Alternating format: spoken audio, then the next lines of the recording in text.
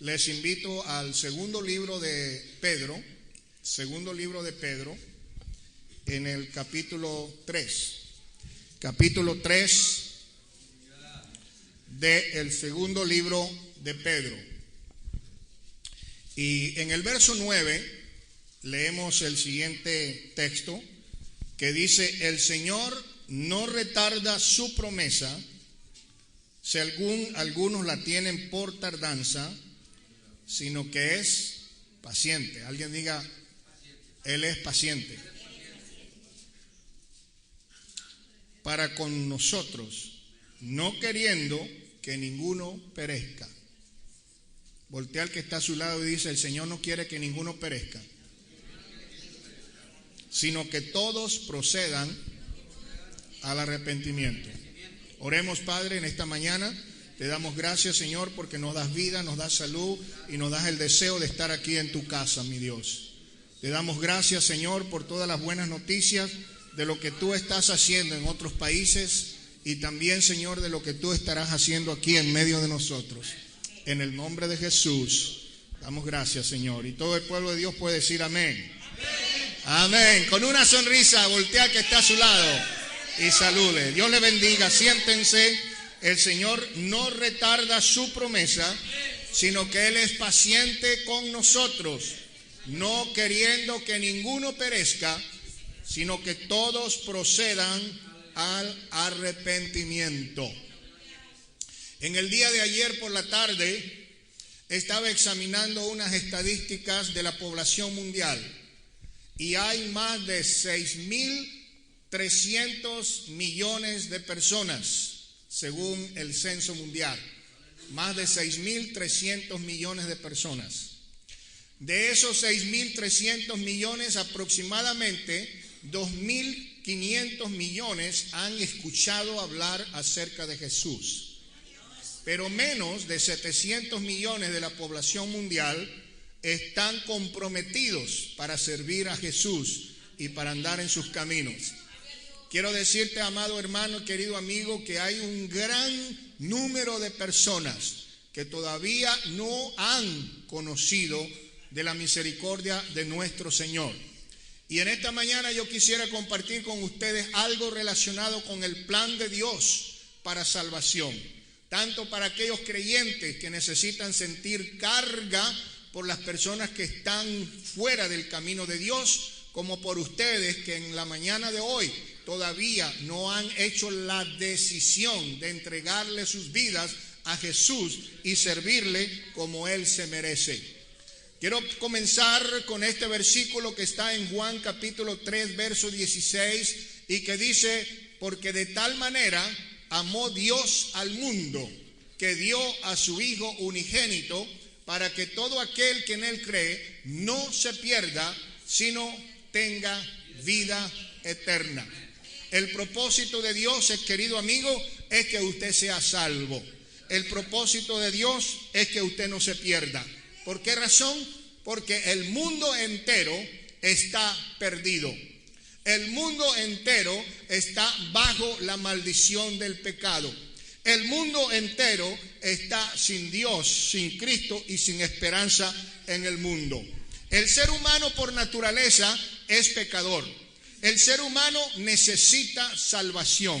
Y en esta mañana podemos decir que la religión o el evangelio que nosotros proclamamos es un evangelio por el medio del cual Dios ha provisto la salvación por medio de nuestro Señor Jesucristo. En el tiempo antiguo habían sacrificios de animales. En el tiempo antiguo se traía un buey, un macho cabrío al sacerdote para ser oficiado en sacrificio. Pero hoy día la Biblia declara enfáticamente que todos los seres humanos son pecadores. Y porque todos los seres humanos son pecadores, usted necesita salvación. El libro de Proverbios capítulo 20 y el verso 2 nos dice: ¿quién podrá decir, yo he limpiado mi corazón? Limpio estoy de mi pecado. En una ocasión recuerdo que una persona le dijo a mi padre hace muchos años: yo no necesito esa religión tuya, eso es para las personas que están perdidas. Esa es para las personas que están en la cárcel. Esa es para los borrachitos que andan en las cantinas. Yo soy una persona decente. Yo nunca he matado a nadie. Pero resulta que esa misma persona no había pasado una semana cuando macheteó a una persona y lo dejó picadillo. Se enojó tanto que la ira lo llevó a cometer homicidio. Nadie puede decir, yo estoy limpio. Yo estoy completamente limpio de pecado. ¿Sabes por qué? Porque la naturaleza humana te traiciona. En el libro de Isaías capítulo 64 y verso 6 nos dice, todos nosotros somos como suciedad y todas nuestras justicias son como trapo de inmundicia. Caímos todos nosotros como la hoja y nuestras maldades nos llevaron como viento. Cuando el hombre, cuando la mujer no conoce a Dios, no tiene freno. Anda como un carro en bajada sin frenos. No hay quien lo pare. El ser humano no tiene el conocimiento y el temor de Dios. Opera, actúa con desenfreno. No hay quien lo detenga. Las personas podrán decir, bueno, pero es que yo le hice una promesa a San Judas Tadeo. O yo le hice una promesa a San Antonio. O yo le hice una promesa, amados hermanos, la palabra del Señor dice que todas nuestras promesas son como inmundicia delante de Dios. ¿Qué significa la palabra inmundicia? Algo que da asco, algo que apesta, algo que repugna. Cuando nosotros queremos presentarnos delante de Dios, invocando nuestras propias justicias, invocando nuestros propios sacrificios, el Señor dice, todo eso que tú hagas es abominable, repugnante delante de mi presencia. No hay nada que tú puedas hacer que te pueda perdonar. ¿Sabes por qué? Porque mientras más te afanes y mientras más tú trabajes por tu propia salvación, es como algo sucio, es como algo inmundo, es como algo que realmente delante de mi presencia me provoca asco y repugnancia. El libro de Primera de Reyes, capítulo 8, verso 46, nos dice, porque no hay hombre que no peque. Usted podrá decir en esta mañana, yo soy una persona buena. Yo soy una persona que paga sus impuestos al gobierno. Yo soy una persona que trata bien a sus familiares. Yo soy una persona que da diezmos y ofrendas a la casa de Dios. Pero eso, la Escritura te dice, no hay hombre que no peque. Mientras más religiosamente se quiera comportar una persona, dice la palabra del Señor, las cosas peores que yo aborrezco son las cosas que yo me encuentro haciendo. Romanos 3:23 dice, por cuanto todos pecaron, están destituidos de la gloria de Dios. El pecado hace enemistad entre Dios y el hombre. Y muchos se preguntan, bueno, ¿y qué es pecado? La Biblia dice, toda maldad es pecado. La Biblia dice, el pecado está en aquel que sabiendo hacer lo bueno, no lo hace. Todos pecaron y están destituidos de la gloria de Dios. ¿Sabe que el pecado tiene un precio? El pecado tiene una recompensa. La Biblia dice, la paga del pecado es muerte, pero el regalo de Dios es vida eterna. Alguien preguntará en esta mañana, pero ¿cómo qué clase de muerte? Jesús, en el Antiguo Testamento, el Señor le dijo a la primera pareja en Edén, el día que ustedes violen el mandamiento, ese día van a perecer. El día que coman del fruto que le ha sido prohibido, ese día van a morir. Y el diablo le dijo, mentira de Dios, si sabe el Señor que el día que él coma, vas a ser igual a él y sabes todas las cosas. Y fue algo tentador a la mujer. Pero amados, hay una clase de muerte. La palabra muerte significa separación. Y hay una muerte que es muerte física, muerte natural, cuando el espíritu del hombre o el espíritu de la mujer se separa de su cuerpo. Y dije, se murió fulanito, quedó bien tieso ahí, míralo, hay que enterrarlo. Hubo una muerte física, hubo una muerte natural. Pero además de eso, hay una muerte que significa separación entre el Espíritu de Dios y el Espíritu del hombre. Cuando el Espíritu del hombre está separado del Espíritu de Dios, entonces hay muerte espiritual. Y la muerte espiritual tiene remedio. La muerte espiritual tiene sanidad. La muerte espiritual se puede recuperar una persona. Jesucristo dijo, el que cree en mí, aunque esté muerto, vivirá. Si estamos muertos en delitos y en pecados, creyendo en Jesús, tendremos vida eterna y pasaremos de muerte a vida, de las tinieblas a la luz. Pero hay otra clase de muerte que esa es terrible, se llama muerte eterna. Y la muerte eterna es la separación eterna del Espíritu de Dios y el Espíritu del hombre. Ahí no va a haber lloro ni crujir de dientes que te ayude. Ahí no va a haber nadie que te saque del sufrimiento, de la agonía, del tormento, de estar en el lago de fuego y azufre que consume. Entonces el Señor te está advirtiendo en esta mañana, escapa por tu vida, salvate vos que el juicio viene, dice el Señor.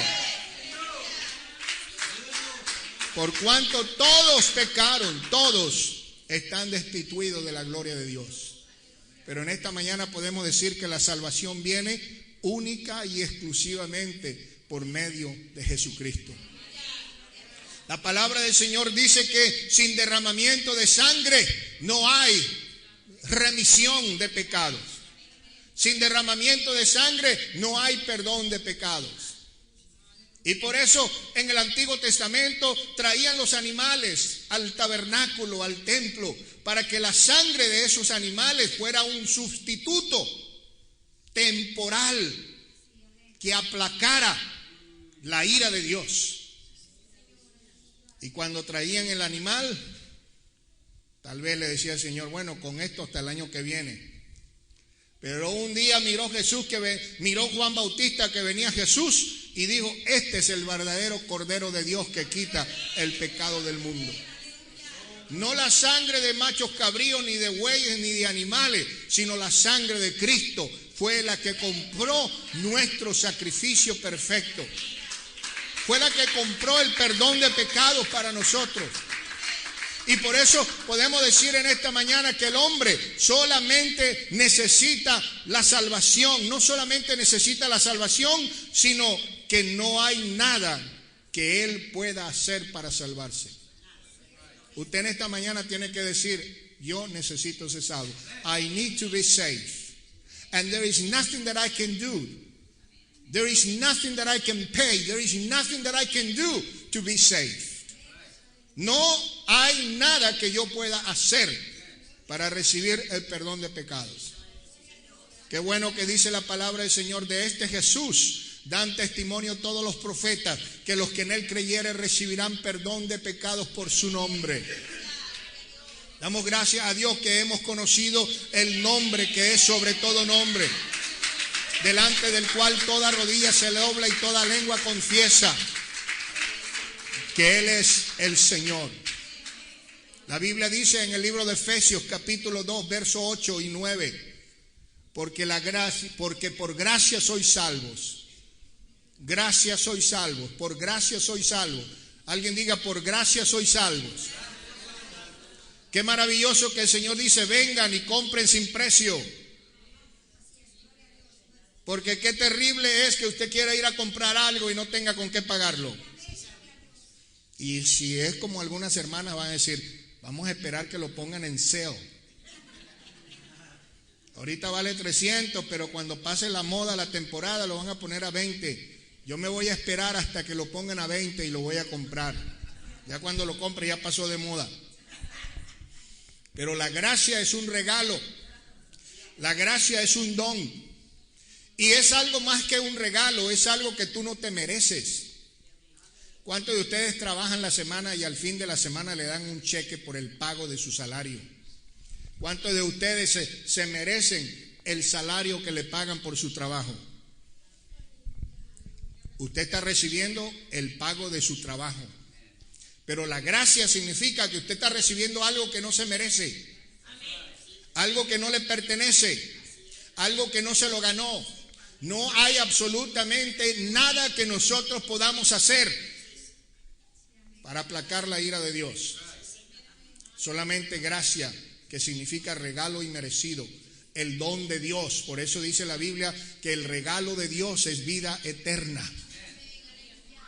Y esto no se recibe a través de algo que yo haya hecho. Me voy a portar de esta manera para que Dios me bendiga, me prospere y me salve. No, esto dice la Biblia que es por medio de la fe. Fe significa creer en el sacrificio vicario, sustitutivo del Cristo Redentor en la cruz del Calvario. No es nada que yo haya hecho o algo que yo pueda hacer. Es simplemente lo que Jesús hizo en la cruz del Calvario.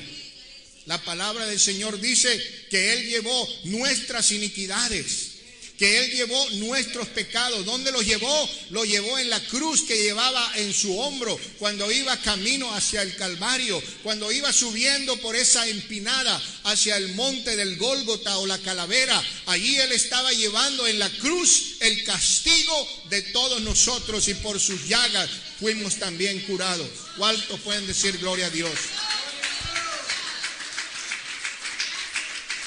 No depende de nosotros. Por eso la Escritura dice que Dios no hace acepción de personas. Tal vez la gente rica pueda decir, bueno, yo tengo con qué pagar. Yo tengo con qué. ¿Sabe que en el tiempo de Martín Lutero había en la Iglesia Católica lo que se llamaban las ventas de las indulgencias? Y la venta de las indulgencias fue lo que realmente sacudió a Lutero en aquel tiempo. Porque estaban construyendo la Basílica de San Pedro en Roma y se les ocurrió una idea para levantar fondos. Y la idea era que se podían vender indulgencias dándole permiso a las personas, dependiendo de lo que habían pagado, para que cometieran cualquier pecado, cualquier infracción, cualquier delito. Y decía el dicho, tan pronto suene el din din de las monedas en la bolsa de los que están cobrando indulgencia, la persona queda absuelta por voluntad del Papa y de la Iglesia de cualquier delito o de cualquier pecado que cometa. Entonces el que era rico podía decir, me voy a comprar $5,000 de pecado y voy a hacer todo lo que se me pegue la gana, y la Iglesia me va a exonerar, me va a perdonar. Martín Lutero consideró que esta era una vulgar forma de explotar a la gente, y fue cuando decidió que el justo por la fe vivirá y no por lo que pague. No hay nadie que pueda pagar por recibir el beneficio de Dios. A mí me da tristeza con tanta gente que se dejan engañar por personas que te dicen, si me das $1,000, pedí 3 deseos y se te van a cumplir. Si querés recibir los papeles de la emigración, mandame una ofrenda de $1,000 y a los 15 días te va a caer la tarjeta verde en tu casa. Y están pensando que el don de Dios se compra con dinero. Hubo una vez un hombre que, después de haber escuchado un predicador apostólico pentecostal que estaba llegando al corazón de la gente en Samaria, le dijo, mira, aquí tengo la palabra, si me entregas el don de hacer lo mismo que tú haces. No sabía con quién se estaba metiendo. En prisiones de maldades veo que estás, porque has pensado que el don de Dios se compra con dinero. La salvación es por gracia. No depende de nosotros. No depende de si yo tengo o no tengo, porque entonces el pobre estaría frito en el infierno. Pero tanto el pobre como el rico necesita a Cristo. El blanco y el moreno necesitan a Jesús. El prieto y el güero necesitan a Jesús. Y todo esto es por medio de la fe. Fe significa, yo acepto que Jesús pagó el precio en la cruz del Calvario. Dice la Biblia, fuimos rescatados de nuestra vana manera de vivir, no con cosas corruptibles como oro o plata, sino con la sangre preciosa. Él pagó un precio, no de plata, no de oro. Pagó con su propia vida. En el libro de Juan capítulo 14, verso 6 dice la Biblia, yo soy el camino, yo soy la verdad, yo soy la vida, y nadie viene al Padre sino por mí. Yo me quiero detener aquí un poquito porque hay muchas personas que dicen nadie va al Padre, nada más le cambian, y hay inclusive algunas Biblias modernas que le han cambiado donde dice nadie va al Padre, pero originalmente la Escritura dice nadie viene al Padre si no es a través de mí. Hay muchos que todavía están creyendo que Jesús es uno y el Padre es otro y el Espíritu Santo es otro. Pero el mismo Señor Jesús dijo que era uno. Quiero que ustedes sean uno, así como el Padre y yo somos uno. Una unidad numérica, un solo Dios, una sola fe, un solo bautismo, dice la Biblia. Oye Israel, el Señor nuestro Dios, el Señor uno es. No tenemos por qué estar añadiéndole a los dioses cosas que no le pertenecen. Pero qué hermoso es saber que podemos venir a Jesús, porque Él es el camino, Él es la verdad y Él es la vida. Nadie viene al Padre si no es por mí. ¿Sabes una cosa? El hombre, la mujer sin Dios está enemistado con Dios. Y yo no sé si tú has tenido alguna vez un enemigo, pero hace muchos años se me apareció un enemigo en mi vida. Y la gente me decía, Rivas, pobrecito, tú no sabes lo que es tener a este hombre de enemigo.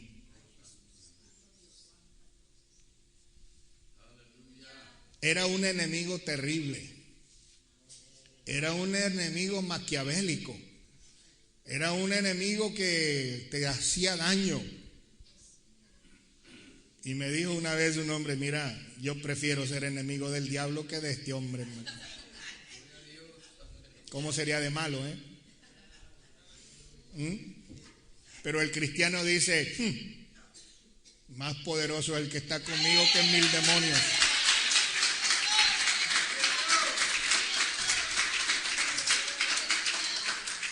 Pero sabes una cosa, la Biblia dice el tiesto de los tiestos, el cacharro de los cacharros, la basura de la basura, es todo aquel que contiene con su hacedor. ¿Tú te imaginas ponerte de enemigo con Dios? ¿Te imaginas de enemigo con Dios? ¿Te imaginas de enemigo con Dios? La Biblia dice, si el justo con dificultad se salva, ¿dónde aparecerá el impío y el pecador? Por eso la Escritura te dice, hey, escapa por tu vida, huye del juicio, huye de la condenación, hoy es el día de salvación, escapa, porque si no, vas a caer en las pailas del infierno donde será el lloro y el crujir de dientes. Y el Señor dice en su palabra, Él no quiere la muerte del pecador, sino que se arrepienta y viva. Juan capítulo 8, verso 24 dice, moriréis en vuestros pecados. Pero es que yo me confieso con el Padre. ¿Sabes una cosa? Que el Padre no tiene poder para perdonar pecados. Él te absuelve en nombre de la iglesia y te echa una crucecita y te dice en nombre de Pater, Filis, Espíritu Santo, y te manda a rezarle a la Virgen 10 Aves Marías y 3 Padres Nuestros y dice, te absuelvo de toda culpa. ¿Y quién lo absuelve a él? A él se va a confesar con el obispo, y el obispo con el cardenal, y el cardenal con el papa, y el papa.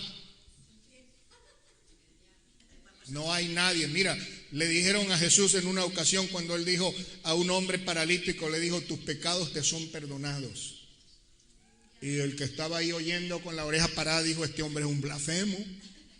Fíjate lo que dijo. ¿Quién puede perdonar pecados sino solamente Dios? Solamente Dios. Solamente Dios. Y este blasfemo anda perdonando pecados. Y Jesús dijo, ¿qué es más fácil decirle al paralítico, levántate y camina, o decirle tus pecados te son perdonados? Para que vos sepáis, para que vos sepáis que el Hijo del Hombre tiene poder para perdonar pecados. Le dijo al paralítico, levántate, recoge tu cama y vete a tu casa. Jesús tuvo potestad para perdonar pecados. Le digo a la mujer que trajeron porque la habían pescado adulterando. La ley dice que esta mujer tiene que ser apedrada. Jesús dijo, está bien, el que esté libre de pecado tire la primera piedra. agachó su cabeza y se puso a escribir en la tierra, y cuando levantó la cabeza toditos se habían ido, desde el más grande hasta el más pequeño. Y le dijo: ¿dónde están los que te condenaban? Se fueron, ninguno te condenó. No, Jesús dijo: yo tampoco te condeno, yo te perdono, te exonero. Vete en paz y no vuelvas a pecar. Jesús tiene facultad para perdonar pecados. Pero dice Juan 8:24: moriréis en vuestros pecados. ¿Por qué? Por no creer que yo soy.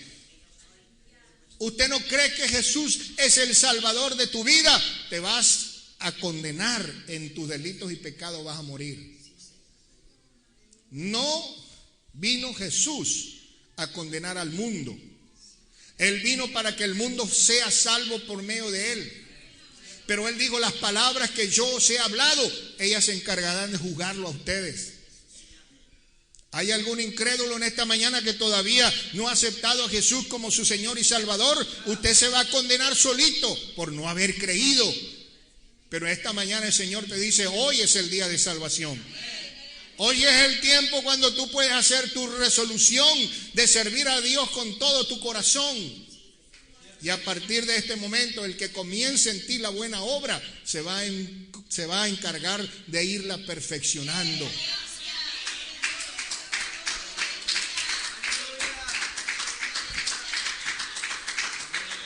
Bueno, aquí estamos hablando de salvación y condenación, pero nos preguntamos: bueno, ¿y qué es la salvación? Una forma muy fácil de describir qué es la salvación es liberación del poder y de los efectos del pecado. Recuérdate una cosa, que la Biblia dice que si alguno es sometido por algo, se constituye esclavo de aquel que lo somete. ¿Por qué hay personas que son esclavos del cigarro? Porque se dejaron vencer por la nicotina. Hoy en día yo veo personas, hermano, que andan con una desesperación porque como en los restaurantes y lugares públicos no pueden fumar. Y yo los he visto que agarran el cigarro y empiezan a temblar y se salen a fumarse su cigarrito, porque es que el cuerpo se lo pide, porque están esclavizados del tabaquismo. ¿Hasta dónde es reducido el hombre o la mujer cuando se deja someter por algo como el vicio del tabaquismo? Y ni hablar de las drogas más fuertes, ni hablar del alcohol. Me decía uno que era medio borrachito, dice: es que yo no puedo parar de beber. Yo, mire, en la mañana lo primero que hago es me voy a la gasolinera y me agarro mi paquete de 6. Y de ahí en adelante todo el día está chupa y chupa y chupa. He ido a centros de rehabilitación, me han dado tratamiento, nada de eso me ha ayudado, porque vuelvo a caer otra vez en lo mismo. Entonces, el pecado tiene poder sobre las personas, y la paga del pecado trae muerte a las personas. Pero, ¿qué significa salvación? Liberación del poder del pecado. Hay personas convertidas a Cristo que te pueden decir: hace 20 años Jesucristo me liberó del vicio del alcohol. Hay personas que se pueden levantar y testificar y decir: el poder del evangelio transformó mi vida y me liberó del poder de la cocaína. Eso es salvación. Liberación del efecto y del poder del pecado. Hay personas que en esta mañana están aquí, pueden testificar que Jesús ha cambiado sus vidas, ha transformado sus vidas a través del poder del evangelio. Ahora, para que entendamos lo que es salvación, necesitamos verlo en 3 diferentes aspectos. El primer aspecto es que el Señor nos libera en este momento del poder y el efecto del pecado. Yo sería un mentiroso si le digo a usted: yo nunca he sido tentado. No, al contrario, el diablo no pierde oportunidad para ponerte zancadillas y hacerte caer en tu vida espiritual. Él te pone problemas, él te pone tentaciones, pero la Biblia dice: bienaventurado el varón que soporta la prueba, que soporta y resiste la tentación.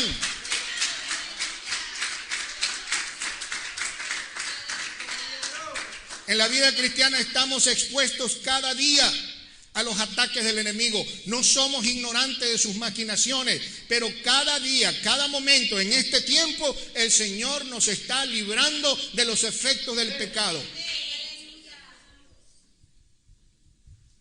En segundo lugar, el pasado. ¿Sabes una cosa que el Señor te dice? Vení para acá, mijito, y vamos a sentarnos a arreglar cuentas aquí, a ver cuánto me debes. Hay algunos de ustedes, con todo respeto y con todo el perdón que se merecen, hay personas como ustedes que tienen un historial delictivo delante de Dios del tamaño de un libro de teléfono, así de grueso.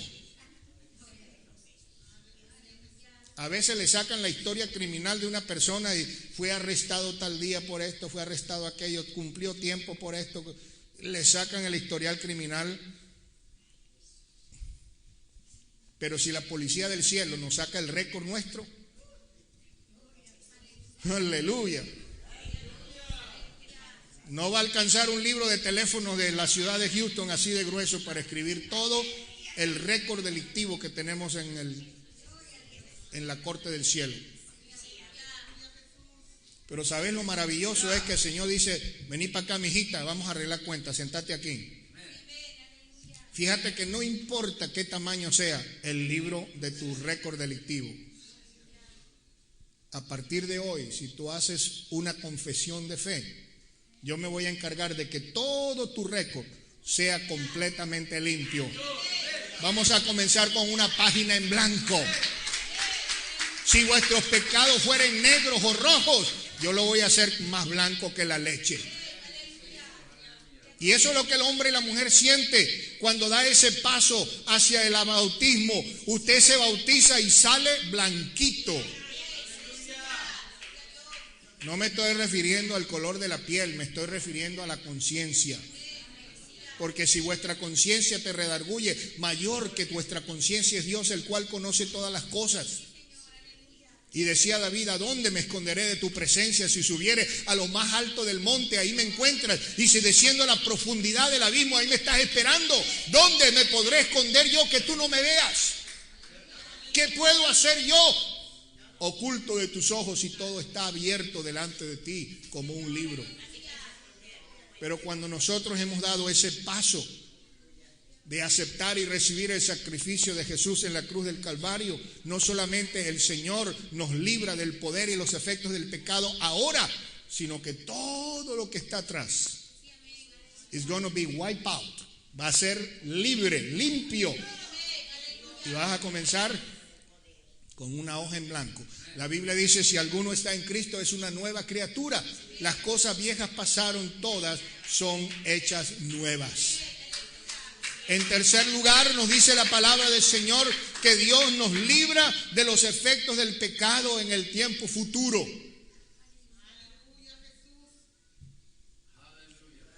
Entonces, la salvación involucra el presente, el pasado y el futuro. ¡Qué bendición! Recibimos perdón de pecados, recibimos la libertad del mando del pecado y además de eso recibimos el poder para vivir para Dios cada día. ¿Cuántos alabamos el nombre del Señor? Somos salvos porque disfrutamos en el presente del poder y los efectos del pecado. Aún no hemos recibido la liberación final. Aún no hemos recibido la salvación completa de toda la maldición del pecado. Hay algunas religiones que te dicen once saved, always saved. Si una vez creíste, vas a ser siempre salvo. Levanta la mano y no importa que sigas siendo un drogadicto, un borrachito, un adúltero, un idólatra, ya sos hijo de Dios y ya te salvaste y ya no hay nada que te condene. Pero la Biblia dice algo diferente. Dice, el que fuere fiel hasta la muerte, ese será salvo.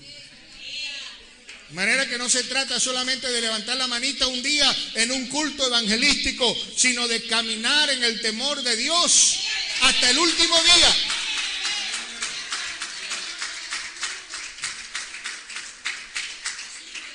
Recuérdate que solo recibiremos la salvación futura, final, si nosotros continuamos viviendo por la fe en el camino del Señor Jesús. El libro de Mateo capítulo 10 y verso 22 dice: mas el que persevere hasta el fin, el que persevere hasta el fin, este será salvo. ¿Sabes una cosa?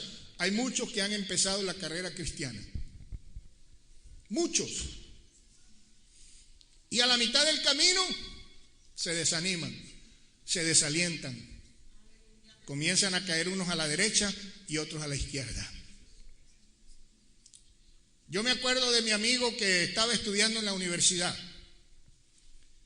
y ya llevaba como 10 años estudiando ingeniería. Y yo le dije una vez, le dije: oye, ¿por qué te has tardado tanto estudiando tu carrera? Y claro, él para justificarse dijo lo siguiente: la carrera de ingeniería no es una carrera de velocidad, sino de resistencia. Es el que tenga aguante para terminar. Bueno, y en realidad, porque la mayoría de personas terminaban su carrera en 4 años, 5 años. Yo tengo una hermana que es ingeniero de sistemas y terminó su carrera como en 10 años. Y este amigo mío decía: hey, la carrera de ingeniería no es carrera de velocidad, sino de resistencia. Y me aprendí ese dicho y dije: en la vida cristiana es lo mismo. La carrera cristiana no es una carrera de velocidad, no se trata de quién llega primero, se trata de quién cruza la meta. Amén. El que persevera hasta el final, este será salvo. Primera de Timoteo 4:16 nos dice: ten cuidado de ti mismo, de la doctrina, persevera en ello, pues haciendo esto te salvarás a ti mismo y a los que te oyeren. El predicador tiene la responsabilidad de salvarse a sí mismo. ¿Tú te imaginas que alguien esté predicando y se salve mucha gente y después de haber sido heraldo para los demás, venga a caer él mismo? Por eso la Biblia dice: el que cree estar firme, asegúrese que no se cae.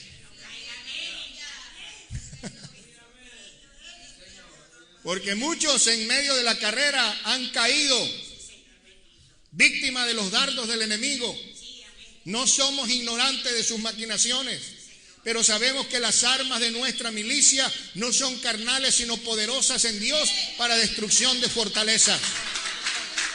Seguimos creyendo que estamos en lucha, pero más poderoso es el que está con nosotros que el que está en el mundo. ¿Cuántos lo creen?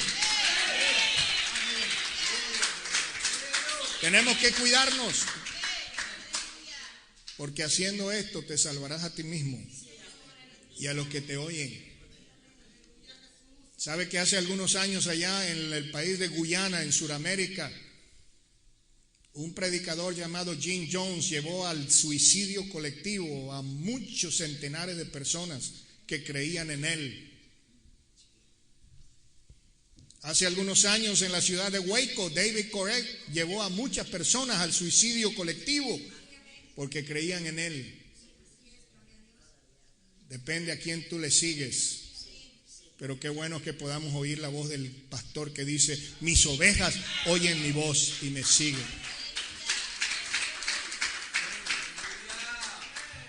Y usted se pregunta en esta mañana: what must I do to be safe? ¿Qué debo hacer para ser salvo? ¿Cómo me puedo salvar? Veamos lo que dice la palabra en Juan capítulo 3, verso 3. De cierto te digo, el que no naciere de nuevo no puede ver el reino de Dios. Si usted es una persona deductiva, intelectual, va a decir como dijo aquel maestro: ¿cómo es posible que yo pueda volverme niño y meterme en el vientre de mi mamá y nacer?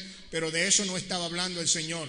Es que el hombre natural ve las cosas naturalmente, pero el que es espiritual discierne las cosas espiritualmente. Jesús estaba diciendo: lo que es nacido de la carne, carne es, y lo que es nacido del espíritu, espíritu es. Nosotros tenemos que nacer en el reino de Dios. ¿Y qué significa el reino de Dios? El reino de Dios significa reconocer que Dios es soberano en el universo. Él es soberano en el universo. Él tiene control sobre mi vida. Pero cuando yo me salgo del control de Dios, ando haciendo mi propia voluntad y entonces no ando en el reino de Dios. Tenemos que hacer del Señor el trono de nuestra vida. Reconocerlo a Él como el Señor soberano del universo. ¿Qué es el reino de Dios? El reino de Dios también tiene un aspecto presente. El reino de Dios también tiene un aspecto futuro. Recuerda, hermanos, que la salvación no viene por medio, la salvación solo viene, por medio del arrepentimiento. Ahí comienza. ¿Qué significa la palabra arrepentimiento? Bueno, la palabra arrepentimiento es que cuando el que le gusta pegarle a la mujer le da una paliza y la deja en el hospital, la va a visitar al hospital y le lleva flores y le dice, honey, I'm really sorry. Lo siento mucho, mi amorcito. La próxima vez te prometo que no te voy a pegar tan duro. Eso es lo que la gente quiere decir arrepentimiento hoy en día. Metió la pata, hizo algo que no debía y viene, estoy arrepentido porque me cacharon. Pero de acuerdo a la interpretación bíblica, la palabra arrepentimiento simplemente significa cambio de dirección. Es decir, la palabra arrepentimiento en el original significa turn back, regresa. Es como si vas para allá, te das media vuelta y caminas en sentido contrario. Palabra arrepentimiento implica cambio. Y el original dice cambia en su manera de pensar. Porque así como el hombre piensa en su corazón, así actúa. Somos y hacemos las cosas porque actuamos de acuerdo a nuestros pensamientos. Pero cuando cambia nuestro pensamiento, cuando cambia nuestra mente, cuando en lugar de tener una mente carnal tenemos una mente espiritual y la palabra de Dios mora abundantemente en nosotros, nos vamos a vestir de esa estatura de Cristo para hacer las cosas conforme a Dios le agrada y no conforme a la carne le agrada. Arrepentimiento significa cambio de vida. Mira, usted le pregunta a una persona, ¿tú te quieres arrepentir? Y dice, bueno, realmente no.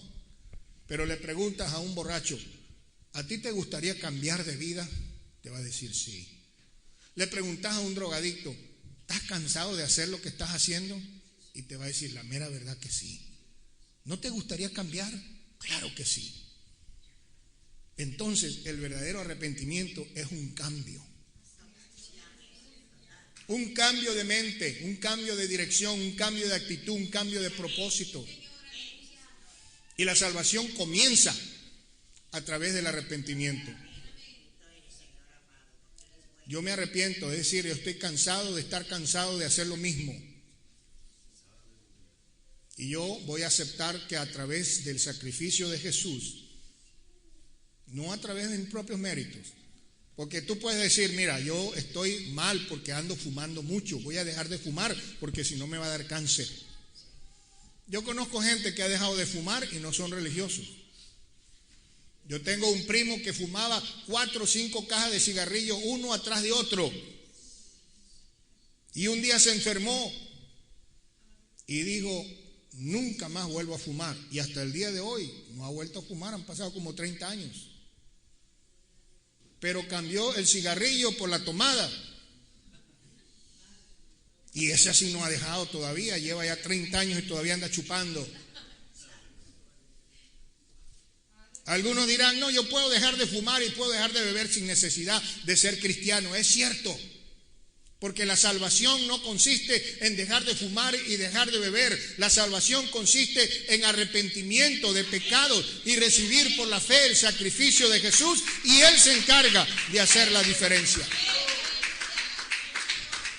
Ya habíamos leído este versículo en Efesios 2, donde dice, por gracia sois salvos por medio de la fe, y esto no depende de ustedes, es un regalo de Dios, no es por nuestras propias obras, para que nadie tenga de qué gloriarse. Entonces nos preguntamos, ¿y qué es la gracia? Ya estuvimos hablando de eso. La gracia es el regalo, el don, el favor de Dios que no nos merecemos. La gracia es la obra de Dios actuando en favor del hombre. La gracia es la salvación, que significa una bendición que nosotros no nos merecíamos.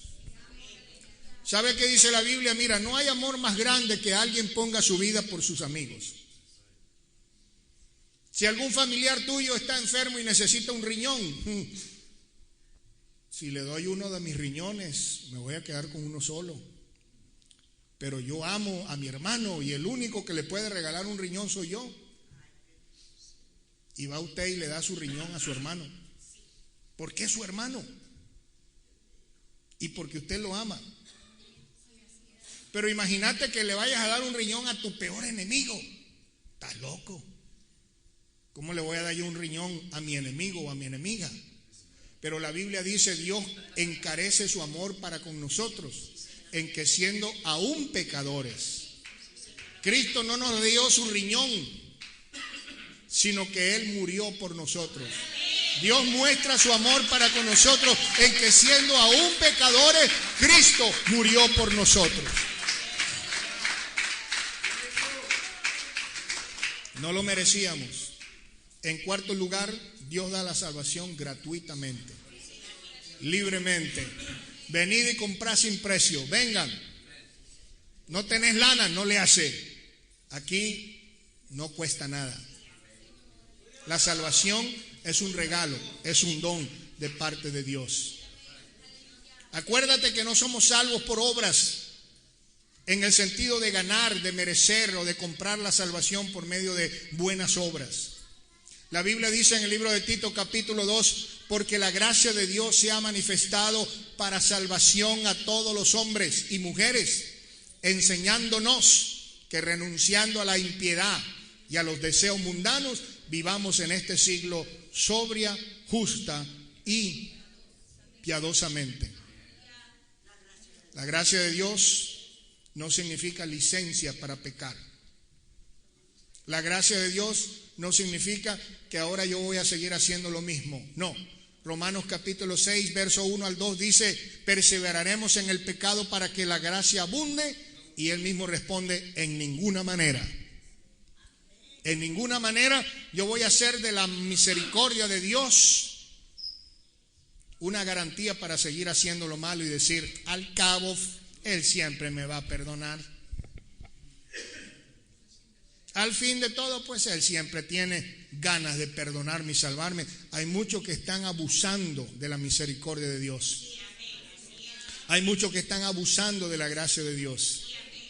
Pero la gracia de Dios no significa licencia para seguir pecando. Tiene que haber un cambio. La gracia va acompañada de la fe, y la fe es el medio por el cual el hombre o la mujer acepta y recibe la gracia salvadora de Dios. Mira, nosotros estamos tan acostumbrados a las cosas materiales que preferimos algo concreto, algo conciso, algo tangible, a algo que no se ve. Quieres tocarlo, quieres verlo, quieres sentirlo, quieres olerlo, quieres masticarlo para poder creerlo. Por eso hay tanta gente incrédula. ¿Se acuerdan ustedes de Tomás cuando se apareció Jesús y él dijo, si yo no creo, si yo no veo con mis ojos, meto mi dedo en el hueco de sus manos y mi mano en el costado, yo no creo? Y así hay algunos, pero al siguiente culto dominical se le apareció Jesús y lo llamó por nombre y apellido. Vení para acá, Tomasito incrédulo. Vení acá y meté tu mano en mi costado y tus dedos en mis llagas, para que dejes de ser un incrédulo. Y él cayó de rodillas y dijo, Señor mío y Dios mío. Ahora sí creyó. Estamos tan acostumbrados a las cosas materiales, tangibles, que se tocan, que se huelen, que se palpan, que cuando algo no lo es, no le damos importancia. Había un hombre en la Biblia que dijo, bueno, ¿y a mí para qué me sirve esta herencia que me van a dar? Mi papá me dijo que me ha hecho una bendicioncita ahí cuando se fuera a morir. Yo tengo hambre, mi panza me pide frijoles, Mi hermano está haciendo un caldo que huele sabroso. Le voy a pedir que me dé un caldo de ese que tiene. Y le dijo su hermano, si tú me juras que me das tu heredad, yo te doy un plato de caldo, de lentejas. Y dijo el hombre, ¿y a mí para qué me sirve la herencia? Yo quiero algo que me satisfaga la panza ahorita en este momento. Y así hay gente que prefieren las cosas que les satisfacen inmediatamente. Gratificación inmediata es la norma actualmente. Si se siente bien, hazlo, y si te gusta, síguelo haciendo. A cambio de algo que Dios te promete, que no es visible, tangible, que no se toca, no se huele, no se siente, hay que recibir por la fe las promesas de Dios. Y usted en esta mañana tiene la responsabilidad de aceptar o de rechazar lo que Dios te ofrece. Por eso es que la reacción del hombre hacia Dios al aceptar o rechazar la salvación, a eso es que se le llama fe. El libro de Hebreos capítulo 11 verso 6 dice, pero sin fe es imposible. It is impossible. Mission impossible. Sin fe es imposible agradar a Dios. You cannot please God without believing in Him. You cannot please God without faith in Him. Porque el que se acerque a Dios es necesario que crea que Él existe. Y no solamente eso, sino que es galardonador, que significa Él da premios a los que le buscan. ¿Sabes una cosa? Estamos en tiempos muy difíciles en la economía, en la política actualmente. Y yo te quiero decir, este es el tiempo para buscar a Dios. Cuando estaba hace 8 días en la República de Nicaragua, yo decía, my Lord, qué hambre tiene esta gente de Dios. Qué hambre tiene esta gente de Dios.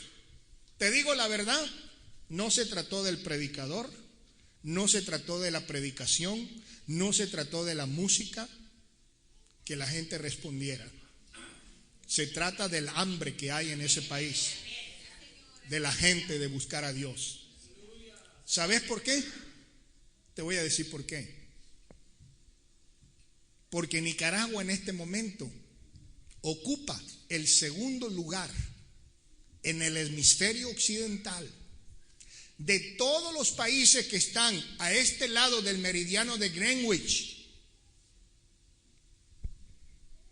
Ocupa el segundo lugar en miseria, en pobreza. El primer lugar lo tiene Haití.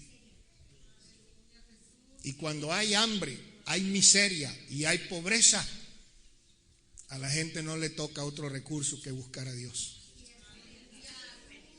Qué difícil en los Estados Unidos que una persona pase adelante a aceptar a Jesús. Qué difícil es que el bautisterio que está ahí atrás seco se llene porque hay alguien que se quiere bautizar en el nombre de Jesús. ¿Por qué? Porque están bien satisfechos en lo material, en lo terrenal, no les hace falta nada. Te da un dolorcito aquí, corres para el doctor. Si no tenés con qué pagar, de perdida te vas para el Ventao y allá te miran. No tenés seguro, te vas a sacar tarjeta dorada, amarilla, azul, verde, roja. Pero cuando hay gente que no tiene a dónde recurrir, sino para arriba y para abajo, doblan sus rodillas y levantan sus manos y le piden misericordia a Todopoderoso.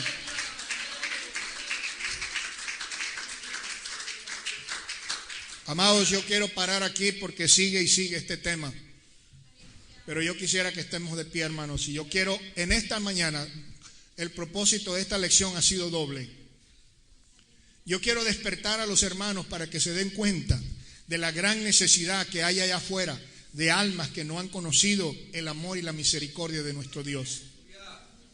Yo quisiera que usted saliera en esta noche, en esta mañana, con un deseo ardiente de exponer el mensaje de salvación a personas que no lo conocen. Hay más de 7,000 millones de personas en el mundo actualmente. Y podríamos decir, aquí en el área de Houston hay como 500,000 de hispanos parlantes que podemos alcanzar. Yo le pido al Señor que siga bendiciendo los medios de comunicación como la radio, la televisión. Esta semana me llamaron del Canal 21 y me dijeron: ¿qué pasó, Pastor Rivas? Lo estamos esperando para que venga a hacer su programa. Y hasta me regañan porque no he ido. Me están debiendo 10 programas de televisión y me están diciendo: venga, ¿cuándo va a venir para que lo hagamos? ¿Por qué? Hay necesidad que la gente escuche el mensaje de salvación. ¿Habrá alguien que quiere venir en esta mañana aquí al frente y decir: pastor, yo necesito arreglar mi vida con Jesús? Yo ando un poco chueco por ahí con el Señor, y si el Señor viene en este momento, yo me pierdo. Pero la Biblia dice: Dios no quiere la muerte del pecador, sino que el pecador se arrepiente y viva. Hermano Fernando, hermano Daniel, qué triste sería que por negligencia, por ser testarudo, por ser orgulloso, usted en esta hora vaya a perder su vida, se vaya a condenar en el infierno ardiente por toda la eternidad, por no haber querido aceptar en esta mañana la invitación del Señor que te dice: ven, ven, ven. Si oyeres hoy la voz de Dios, no ponga duro su corazón. Este es el tiempo cuando nosotros necesitamos comenzar a salir a predicar el evangelio del Señor Jesús. Hay alguien que todavía no se ha bautizado en agua en el nombre del Señor, y usted está sintiendo en su corazón: yo necesito bautizarme en el nombre de Jesús. Hoy es el día que el Señor te está invitando. Adelante, hermano.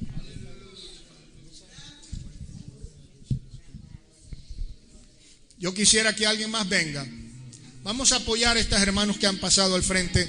No se quede atrás. Arrímese aquí donde está el calorcito espiritual y vamos a orar por las almas, a orar por los que están sin Dios, sin esperanza, aquellas personas que todavía no se han entregado. Dios bendiga esta juventud hermosa que está pasando aquí al frente. El Señor bendiga a aquellos que han hecho en su corazón la decisión de entregar sus vidas a Jesús.